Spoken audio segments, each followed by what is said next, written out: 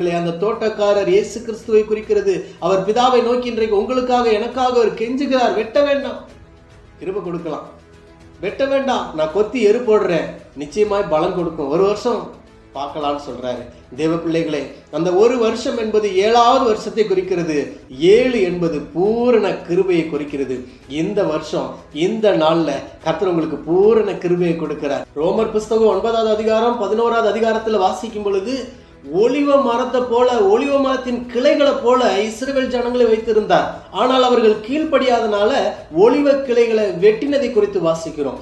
தேவ பிள்ளைகளே, உங்களை என்னை வெட்டி எறிகிறதுக்கு எவ்வளவு நேரம் ஆகும்? ஆனாலும் கர்த்தர் கிருபை கொடுத்து இந்த 7வது வருஷம் பூரண கிருபையாய் நம்மளுக்கு கிருபை கொடுத்திருக்கிறார். கிருபை மேல கிருபை கொடுத்து ஆசீர்வாதத்துக்கு மேல ஆசீர்வாதத்தை கொடுத்திருக்கிறாரே, அவருக்காக நாம் கனி கொடுப்போமா? பிரியமான சகோதரனே, சகோதரியே, தோட்டக்காரர் ஒரு நாள் வருகிறார். அவர் வரும் பொழுது அவருக்கு